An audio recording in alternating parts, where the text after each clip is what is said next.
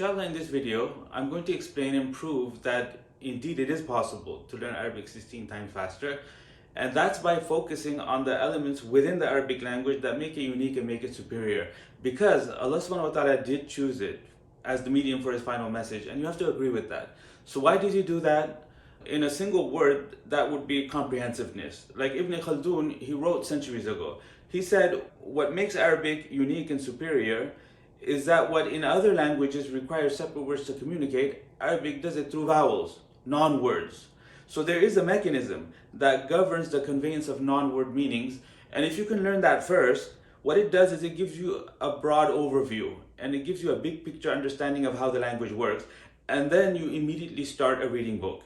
So surprisingly, this mechanism could be covered and grasped and understood within 3 hours. Like you can spread the 3 hours over a few days, and then you start the reading text. The point is not to teach all of grammar, because that would be ridiculous, and that's not what we're advocating. Vocabulary is also important, but the point is that the focus needs to be kept on starting a book as soon as possible.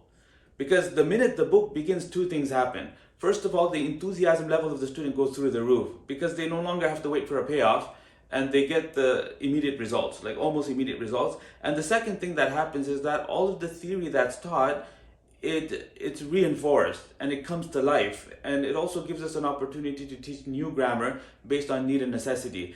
And now every word, every sentence, every phrase within the book becomes an example of what was taught earlier. And this is all vocabulary. Like all of those words, they become part of your vocabulary. And since in addition to grammar, we're also teaching sarf, morphology, so that's why every word that you're now gaining into your vocabulary is not one word, this is an entire family of words. So this is how vocabulary is built organically. And all of this is dictated by the 80-20 principle. Again, we're not teaching all of grammar. We're only teaching those aspects of the language that have the broadest application. And it's all dictated by the 80-20 principle. So inshallah, in a minute, we're going to go to the computer and I'll continue speaking with you there, and I'll explain how the 80-20 principle applies to the study of Arabic. So let's begin. So you got to lead with the complex, and upon first glance, this is counterintuitive. We wouldn't expect it to work, but if you really think about it, you'll say, yeah, that makes a ton of sense. That makes a great deal of sense. Why wouldn't you want to start with the big picture up front, right? And this leverages the 80-20 principle, and this is huge. And I'll speak about that in a couple of slides. And most importantly, it's how the scholars learn over the centuries. So it's really, there's no magic to it. I mean, it's a feat of staggering genius on part of the medieval grammarians that they were able to do this. They were able to look into the language and identify a core and a central theme. All I've done is I said teach that first. Okay, now is it possible to teach that first? Let's try. Okay, so we've tested it over 16 years and we've modified it, and we have this continuous feedback loop from the students where they tell us what we need to change. So if the concept isn't resonating, I can approach it from a different angle. Okay, at some point, I'll see the majority of people are getting it. And again, we're setting the bar very low. Like, you don't need 100% understanding. You only need 60-70% understanding in order to move forward with the next topic, right? And you get the entire big picture up front. And now every new detail that you learn, instead of overwhelming you, what it does is it creates an epiphany. And it motivates you to move forward. And the end result is that you end up learning 1,600% faster. Now, where did I get that number from, 1,600? It's from the 80-20 principle. It's just a simple math. Okay, so let's look into what is it exactly that makes this so powerful. So this is the 80-20 principle. I mean, I've talked about it before, and you've probably read about it, and you know it. It's well known. But I would implore you, and I would encourage you to listen very carefully, because just knowing something and actually leveraging it is two different things. Okay, so what is 80-20? It says that there's a major imbalance between inputs and outputs, and there's an imbalance between causes and effects, and there's an imbalance between effort and results. So when two people are putting in an amount of effort, there's no guarantee that both of them will receive the same amount of results. It depends on what they're doing. It depends on the things that they're spending their time on. So it's possible that there's one person that puts in an hour and effort and gets results equivalent to the other person's 5 hours or 6 hours or 16 hours of effort. Right? So hardly ever will the inputs and the outputs equal. The causes and the effects, that hardly ever happens. Okay, most of the time what you see a massive imbalance, and this is true everywhere. It's pervasive in all facets of life, and everywhere you look, you'll see it. So like, for example, if you look at your you'll notice that there's 20% of your friends that give you 80% of your happiness. So there, you probably have a great deal of friends that they're not contributing a lot. So you might want to even reconsider whether they're worth keeping as friends or not. And then there's 20% of your clothes. If you go into your closet and survey your wardrobe, you'll notice that there's 20% of clothes that you're probably wearing 80% of the time. Isn't that true? Okay, like in carpets, it's the same deal. Like in office buildings, they figured this out. Somebody figured it out. And now they have modular carpeting. So they don't remove the whole carpet when they need to. They just take out the area that gets the wear and tear, and they leave the rest the way it is, and they replace just that area that gets the wear and tear, the 20% that receives 80% of the wear and tear. If you go to any major city and survey the traffic, you'll notice that there's 20% of roads that receive 80% of the traffic. And the Arabic language is no different. It has a core and it has a central theme that must be taught first. And this translates to roughly 20% of all the rules in the three sciences of grammar, which is nahu, sarf, morphology, and the third one is balagha, which is rhetoric. So grammar, it teaches you about the parts of speech and how to arrange them together to create meaningful sentences. And it teaches you about how to differentiate between the roles of the nouns. In a nutshell, that's what grammar is. Sarf is the science of classical Arabic that speaks about consonants being voweled on particular patterns to create tense and voice. And you will hear that definition nowhere else. Okay, that's exactly what it is. That's what sarf is. It's the science of classical Arabic that teaches you about how consonants are to be voweled on particular patterns to create tense and voice. And then the third area is rhetoric, which is the most noble and the most virtuous, noble, exalted, but it's not the most important. The most important is grammar.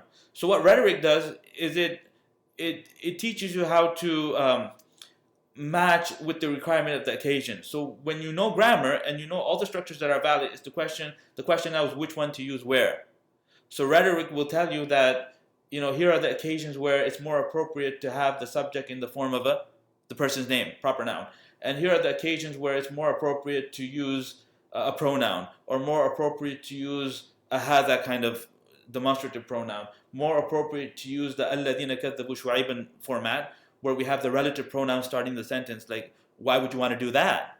You see? And what are the benefits of bringing something that should have been delayed first? So they'll say that's done for confinement and restriction, or they'll say that that's done for stress, or it's done for emphasis, or whatever the reason is behind that, right? So that's rhetoric. So there's 20% of rules in all three sciences that give you 80% of all of your benefits. And these are the fundamentals of the language that have the broadest application by far. So what we do now is we reapply the rule within the 20%, and we come up with a further 20%, which is 4, because 20% of 20 is 4. Look at the graphic, it's not complicated at all. Look that the blue has been shaded, and you have the darker blue, and that darker blue is leading to the darker green. You see? So 20% will take time, but 4% you can do it in 3 weeks. It's very manageable. And you're not going to get 80, but you'll get 64, because 80% of 80 is 64. So if you're spending your time learning just that 4, you're actually progressing 250 times faster. And 1600%, 1600% was actually an understatement. Okay, if you're focusing on 20%, then you're getting the top 20%, then you're getting 16 times more benefits than the person that's focusing on the last 20%. Okay, so that's 16 times faster. So if you're going more dense, and you reapply the rule the way we do, then that number is staggering. Like 1600% doesn't do justice.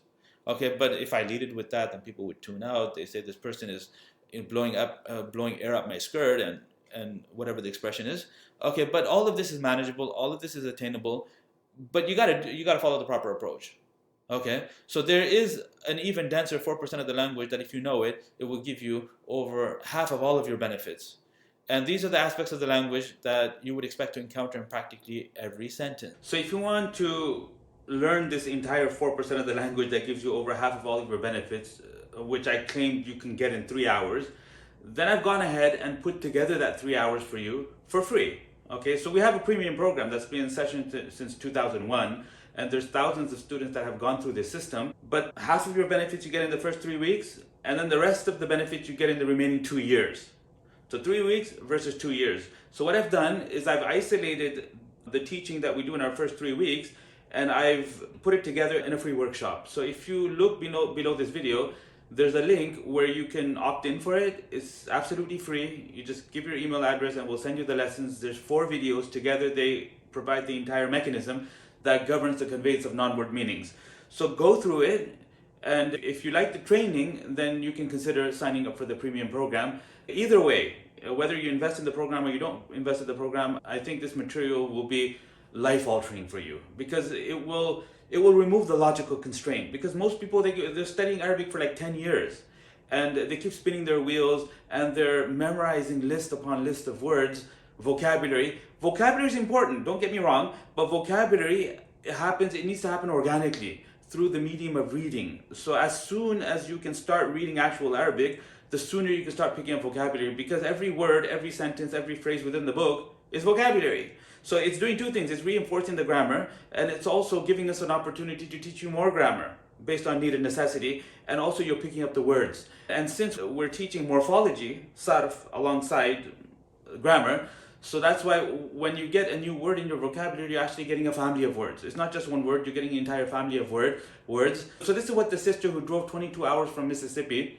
to do my live program in Toronto, she was posting years ago on the Al-Maghrib forums. Now the Al-Maghrib forums are no longer accessible, so I had to go to the Wayback Machine and I had to pull the screenshot. So I'll flash that screenshot here on the screen so you can read it, pause the video, read the screenshot. Basically someone's asking her about a popular series of textbooks. Like, you'll know what textbook series I'm talking about and how good it is and whether it's the right approach. So she said, forget about all of that. What you need in a class is someone to explain to you how the language works. And she said, because of that, I learned more in a single day than the entire year at Harvard. Now you're going to think that's ridiculous. How is that possible? But read the screenshot yourself and she said it herself. And the thing is, you don't have to take my word for it. You can visit the link below and access the workshop and go through the 3 hours of training yourself, and then you can take it from there. So again, I encourage you to look under this video. In the description, there's a link to opt in for the free workshop, and inshallah, I'll see you on the other side. Assalamu alaikum wa rahmatullahi wa barakatuh.